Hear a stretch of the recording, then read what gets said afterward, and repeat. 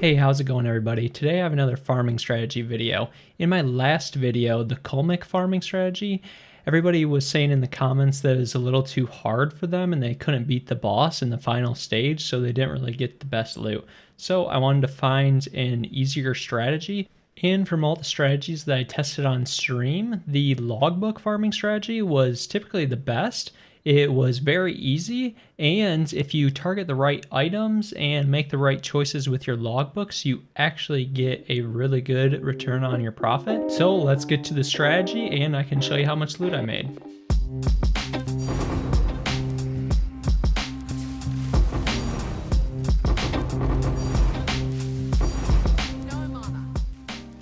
So first thing we need to go over for this farm is the logbooks. So I actually got 50 total logbooks. 9 of them are area level 79. I don't think it really makes a difference if it's area level 80 or 79, but I am going to test the loot a little bit, and I'll split up the area level 79 loot and the area level 80 loot. But one important stat in these that I looked for when I was buying them was area contains additional chest markers. So chests are typically where we get currency drops from, and I'll actually link this search filter on the trade website down below in the description. And here on this filter I just have item level 79, area level 79, and then I have the modifier additional chest markers. Then you can hit search.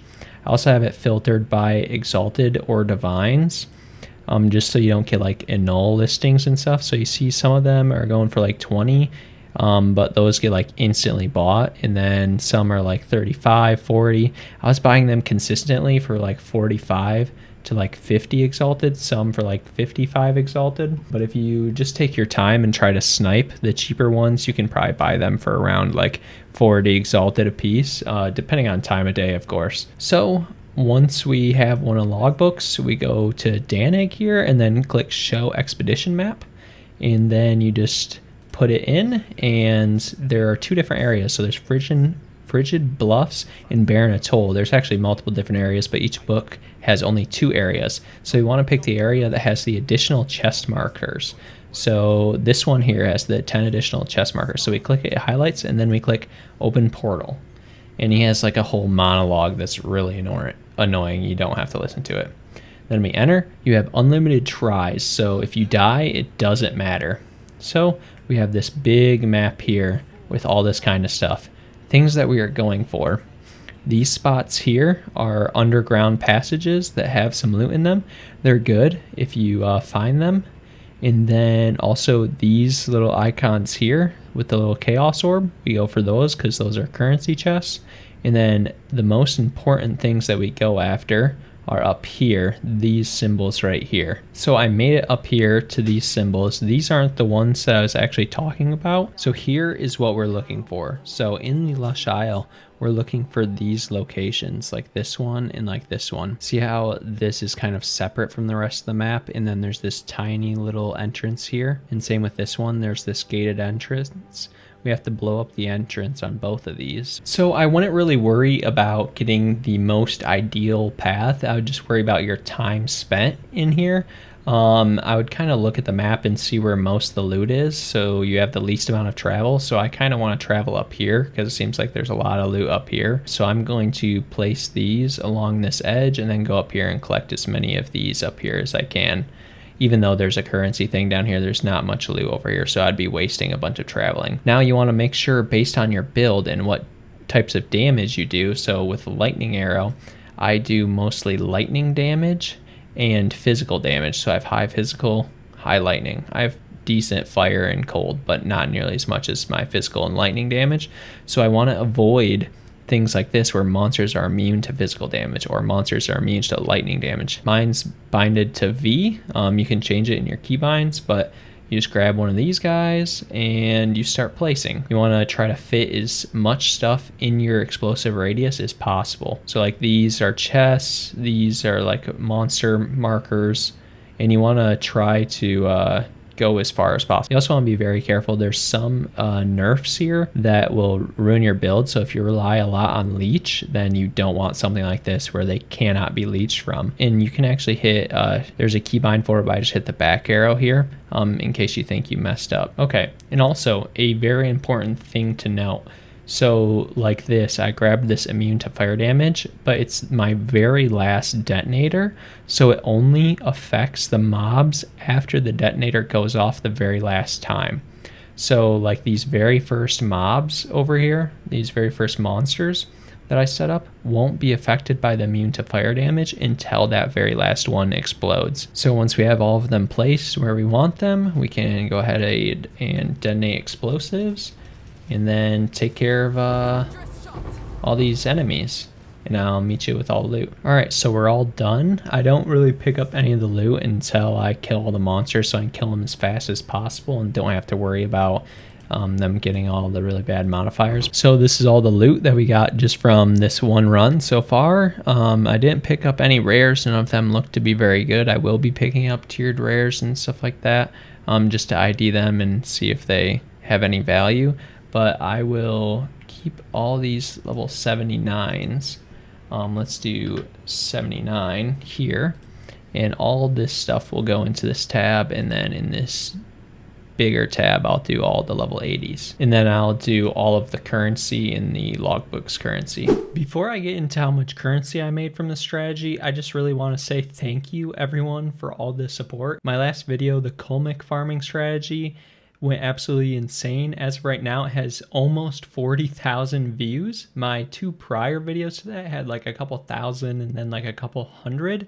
And also I was at 17 subscribers. Now I'm at like 418 subscribers. So absolutely insane support. I appreciate it all so much. And also on my Twitch live stream, some of y'all have been coming in, following and saying hi, and I really appreciate that too. I do all these farming strategies on stream so you guys can watch me and get a little early access to what the videos are going to be.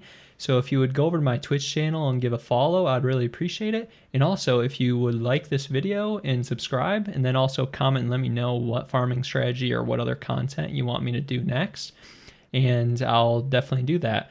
So now let's get into the loot. So I just finished my last logbook. I did 9 area level 79 logbooks, and then I did 16 area level 80 logbooks, and loot didn't really feel very good, so I decided to buy 25 area level 81 logbooks, and so this is all the area level 81 logbooks, and the loot felt much better from those. I'm going to go through the loot real quick, and then I'll be back with a breakdown on how much currency we made. All right, so I've organized all of the loot that we've gotten here. So this is all the area level 81 loot here. All the area level 80 loot are in these two tabs, and then all the area level 79 loot is in this tab. As you can tell just by sheer numbers, I mean, if you combine the 79 and 80, those were 25 logbooks in total, and then the 81 was 25 logbooks in total. The 81 is just way more loot in general. Like it is significantly more. And if you look at like the currency, like here, the area level 79, we got 1 greater exalted orb and then 9 chaos orbs. Area level 80, we got 1 greater, we got 5 graders, we got chance, we got an annulment. And then if you go to 81, we got 4 divines, we got 4 chance orbs, 15 chaos orbs. The loot is significantly better at area level 81, so I highly recommend you do area level 81 for farming this strategy. Area level 81, you actually make good money, it seems like. I haven't done the final calculations yet, but I will transfer all this into Exalteds and see what kind of money we made. But area level 81 expedition logbooks are a slight amount more. Also make sure that those logbooks have the additional chests. We want to go for those additional chests because those have a lot of extra loot for us. Another thing that I didn't do is I didn't target the Black Scythe artifacts and the Sun artifacts. Those are the two most expensive artifacts. The Broken Circle and the Order artifacts are really cheap and worth like 50 of them to 1 exalted, so not worth, like, I mean, I'm gonna sell them because it's still money, but like if you target Black Scythe or Sun artifacts, you'll make way more money. If we just look here at Black Scythe artifacts, they're going for like, let's just round to 4 Black Scythe artifacts to 1 exalted, And if we go to the sun artifacts, they're going for like 6 to 1 exalted. And then if we go to any of the other artifacts like the broken circle, it's 50 to 1. It's absolutely terrible. Or if we go to the order artifact, it's 10 to 1, which isn't that bad, but it's still pretty bad compared to 3 to 1. Exotic coinage is also very good. It's almost 2 to 1 exalted. So yeah, I'd make sure to farm the black scythe and the sun artifacts. Those are the most expensive. Also, area level 81 produced way more runic splinters. This is from 25 logbooks. We got like 1200, 1500 in 50, pretty close. And then if we combined the area level 80 and the area level 79, we only got like 890 in total runic splinters. I put them all in this tab. Area level 81 is significantly better. I mean, that's like double almost. But other notable loot, we did consistently get heavy belts. So we got 3 from area level 80, 2 from 79, and then 81 we got 3 as well. So I mean, it evens out. Area level 81 did also drop divines, like I said, and skill gem level 20 and spirit gem level 19 and a reliquary key. That'll vary depending on your luck, but you should probably drop, some decent loot from this. This stuff up here is all just normal bases that sell for quite a bit. So like Falconer's Jacket base is like 10 exalted. Slip Strike is also 10 exalted. Sleek jackets are worth a little bit more. I'd make sure to grab those. There's like 25 exalted. These dueling wands are worth quite a bit. Close to 20 exalted, depending on when you sell them. These helmets are also worth a lot, like 20 exalted. The ancestral tiara. So just check your normal bases that you pick up as you go. Like Gemini bows go for quite a bit too, like 10 or 15 exalted. The gold rings and gold amulets go for a lot, so make sure to pick up those. Same with the solar ambulance. Topaz rings go for a decent amount. So yeah, make sure to pick up those things. I also picked up all the waystones. I mean, these don't really go for anything, but I just wanted to keep them. And then these expedition tablets also, you can just slam into them and hope you get like 7% quantity and then try to sell them for like 80 exalted or something like that. In the area level 80, I did drop a perfect jeweler's orb, and I did drop this exceptional Kamasin tiara, which is worth a decent amount. It's not the highest base tier, so it's not worth that much. It's only worth 50. In area level 81, I did drop this exceptional trapper hood. So typically these only have 1 sockets in them, and this spawned with 2, so it sells for a little bit more, not very much, because this isn't a very good helmet either. So now that I've showed you all the loot in an organized way, I'm going to turn it all into exalted orbs, except for like, some of the rares and stuff. They won't sell right away, so I won't really count that stuff. But all this currency I will turn all into exalted orbs, and then I'll be back with you with the final totals and the divine per hour. Okay, so I'm back. I have turned everything into exalted that I could. These items that you see here in these tabs are just either worth like 1 exalted or no exalted at all. As you can see here, we've got a few exalted in 79, quite a bit in the 80, and then in the 81 we've got an absolute truckload. And also I put all the tablets in this. You can recombine all these tablets and try to get quantity tablets. I didn't include that though. But we're going to get into the numbers. I've actually got an Excel spreadsheet here. As you can see, area level 79 is absolutely terrible. I lost actually 17.5 exalts per logbook on area level 79. I only ran 9 of them, and then I was like, yeah, these are terrible. I wasn't dropping any loot, so I immediately went to 80. I ran 16 at 80, so I had 25 total at 79 and 80 just to get a good number, and I was averaging about 167 exalt, close to 168 exalt per logbook on area level 80, and then I did the other 25 at area level 81, and I was averaging 228 exalted per logbook. So I'd highly recommend that you run area level 81 logbooks. They have the best rate on return. I didn't drop any divines from area level 70 or area level 80. I did drop 4 raw divines on area level 81, so definitely do area level 81. Current area level 81 logbooks, if you buy 50 of them at 70 exalted, you're expected to net profit 213 exalted per logbook. That'd put you at about 6.76 divine per hour if you're able to run 50 every 4 hours. So that's pretty good. That's even better than I did because I wasted time with area level 79 and area level 80. So my total profit was 20.9 divs, and it took me about 4 hours, like I said, so 5.2 divine per hour. This is actually a really good farm. I was really surprised. it doesn't really feel like you're making very good money. I mean, occasionally you get a divine drop here and there, but I mean, 25 logbooks and you only drop 4 divines.